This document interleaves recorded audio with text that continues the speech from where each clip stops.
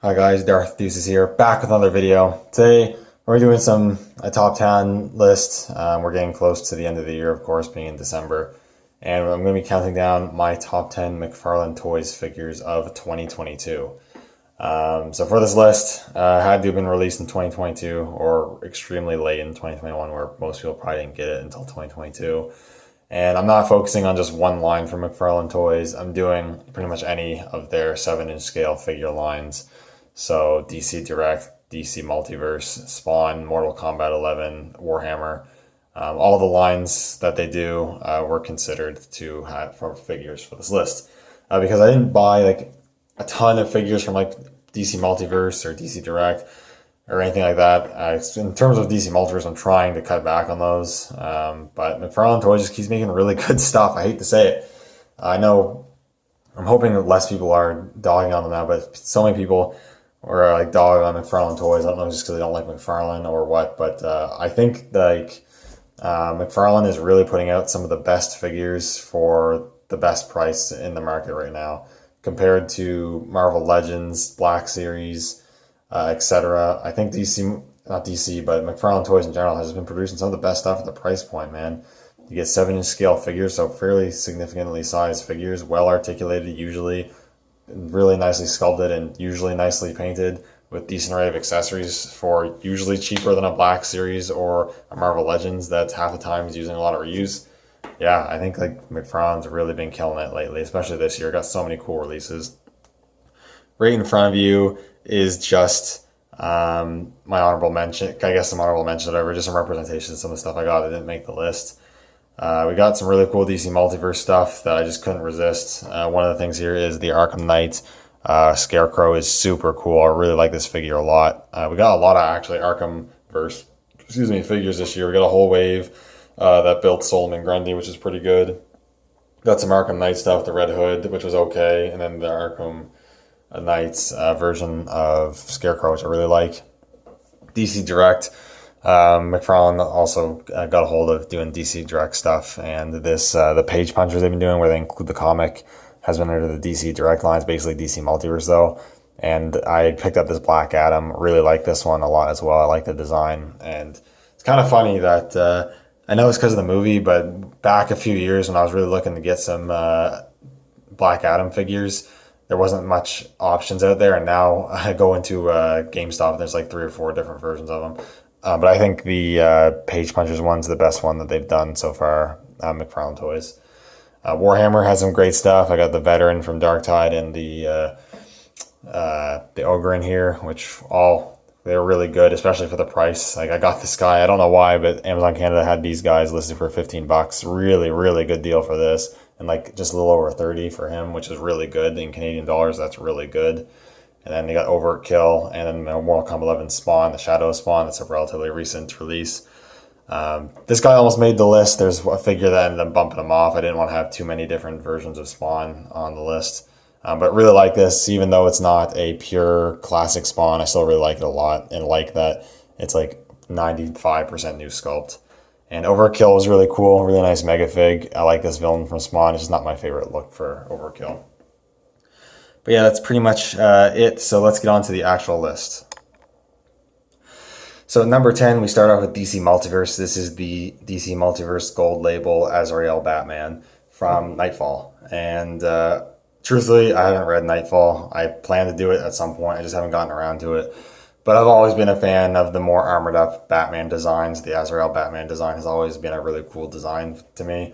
And I know a lot of people were looking forward to getting this figure, and it is really cool. It's sculpted really nicely. The paint that is there is nice, articulates well. So that's all really cool, but it does have a fair amount of, I guess, negatives that bring it down, and it's not higher on my list. One, I just don't have a huge attachment to this character, to be fair. But he's also missing a fair amount of paint apps. The color blue that you see here, as far as I can tell, isn't accurate. It's a lot lighter than it should be in tone.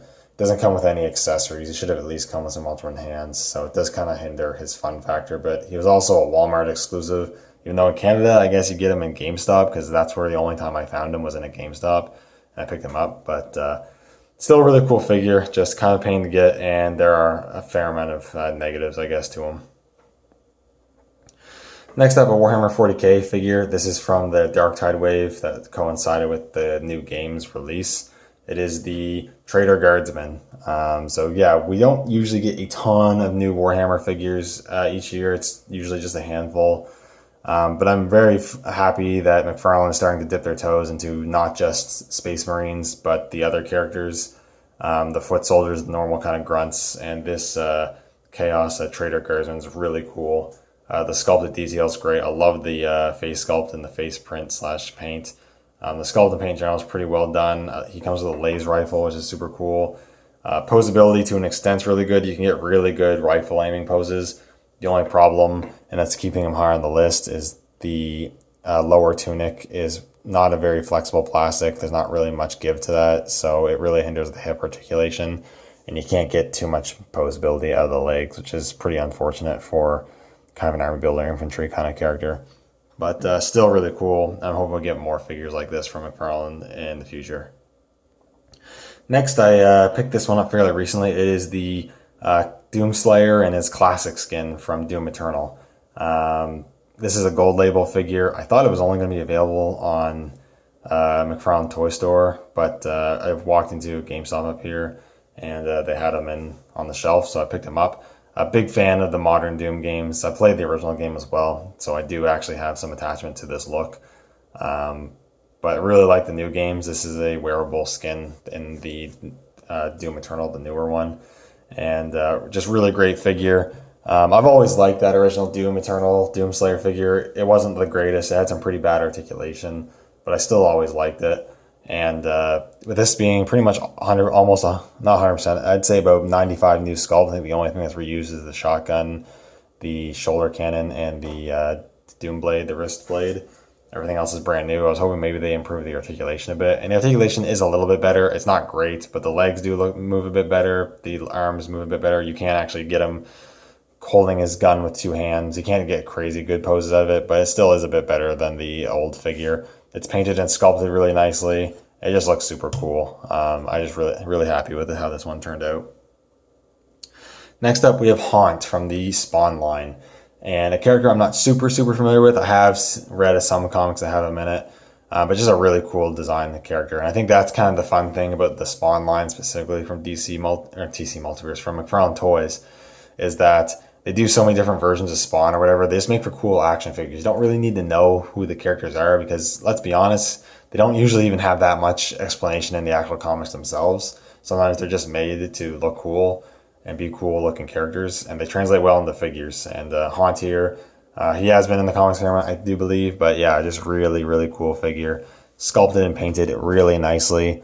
Really big fan of how all that sculpted texture detail of his necroplasm or ectoplasm suit or whatever it looks. Articulates really well. Fair amount of accessories, couple pairs, two interchangeable hands. He's got the tendril thing you put on his wrist, and he's got this little like base like symbiote stuff kind of come around on his foot there, which is super cool. Just a really solid release to the Spawn line, and also really cool to get more characters that aren't just alternate versions of Spawn. Next up, another Spawn. This is Commando Spawn from the Mortal Kombat 11 line, and this is a version of Spawn I definitely wanted them to make ever since they made the original Spawn figure. This is a unlockable skin in the game. And yeah, it's really cool. Not, I guess, a pure Commando Spawn figure, and part of me kind of wishes they would have done Commando Spawn in the Spawn line instead, because the biggest issue with this figure is he did not come with any guns. The only gun he came with was a handgun that was molded to his hip, and he didn't come with any guns, even though you use guns in the game. But because it's owned by Warner Brothers and they've got that really dumb ban on not giving your action figures guns, and not much Mcfarlane Toys could do. Luckily, Mcfarlane Toys did release that weapons pack, so he got loaded out a bit with that, and then it's all good. He still did come with those necro energy effects that the Malefic Mortal Kombat 11 Spawn came with, so those aren't bad accessories. It's just he should have came with guns. But good articulation. He's got pretty much the same articulation as all the other Mortal Kombat 11 Spawns. 90% new sculpt, which is great. Not a lot of reuse, which is really good to see. A bit of looseness in some of the joints. The right shoulder is kind of loose on mine, which is a bit unfortunate. But overall, really great. If you're a fan of the Commando look for Spawn, this is definitely one to get. Next up, we have another DC Multiverse entry into the list. It is General Zod, DC Rebirth General Zod. And straight up, I have no attachment to this look of the character. I don't read a ton of DC comics, I'll be honest, and I have not read any comics that have DC Rebirth General Zod. I just really like the character from shows and movies, and I thought this look for Zod looked really cool, especially in figure form. And we don't get too many General Zod figures. I wanted a General Zod figure for a while because I like the character, and we just don't get very many of them ever, really. And this one's really cool. I really like the look. I like the head sculpt and the face paint. I like the paint and sculpt in general. I really like the look of the armor with kind of the more kind of regalness with the cloak or the cape or whatever. And the Zod logos around him look really good. Articulation's really well done. And he comes with 3 pairs of interchangeable hands. So 6 pairs of hand, or 6 individual hands, which is really cool. I hope we see more interchangeable hands with Mcfarlane toy figures, because I think that is definitely one of the main gripes with most releases they do. But yeah, just super cool to see a new Zod come out, and it turned out really well in my opinion. And next up, getting close to the end here, at number 4, we have Plague Spawn, which is a really recent acquisition for me. Really cool character design. I don't know a whole lot about the character. I've read a little bit of the comics that he has been appearing in, but just a really cool design. Reminds me of like Carnage, but he's black with a little bit of red. But yeah, really cool. He's got that super cool head sculpt that kind of has that more kind of skeletal, monstrous kind of look, and he's got the yellow and eyes and yellow inner mouth with the orange highlights, which kind of makes it look like it's glowing, which I think is super cool. He's got the spinies on the back. He's got the black with like the crazy gray wash to bring out all that nice sculpted detail. The red symbol there looks really nice, or reddish orange, I guess. He's got all these little tendrils and whatnot kind of coming off him. Came with a couple interchangeable hands, a base kind of piece, and then normal standard display base. Well articulated. Also, one of the figures where I think they really did a good job with the diaper piece. If you know, been collecting Mcfarlane toys, you know they're like putting this like rubbery kind of diaper piece around the waist joint to kind of make it look seamless, but still have all the articulation, which sometimes works, sometimes doesn't. But I think it works pretty well on Plague Spawn here. It's not very noticeable, which I really like a lot. And yeah, just a really solid release. Super cool.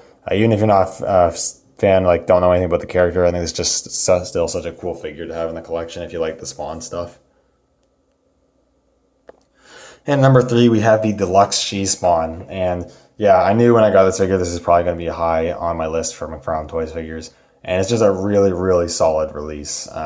This is how you do deluxe figures, in my opinion, if they're not going to be overly large characters.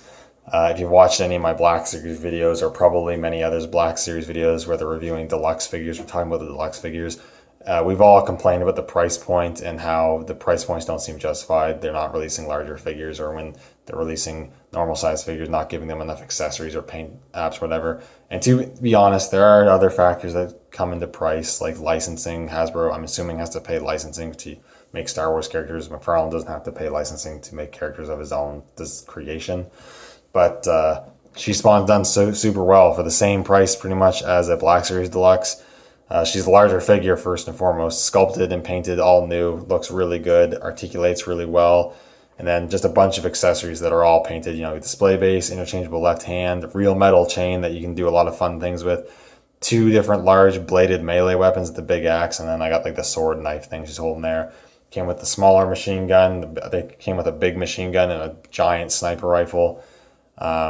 And then the sculpt and paint of the figure itself looks really nice. This crazy hair sculpt with this nice wash in it, paint wash in it. The head sculpt and face itself looks great. I love the green eyes and just the overall design of the suit.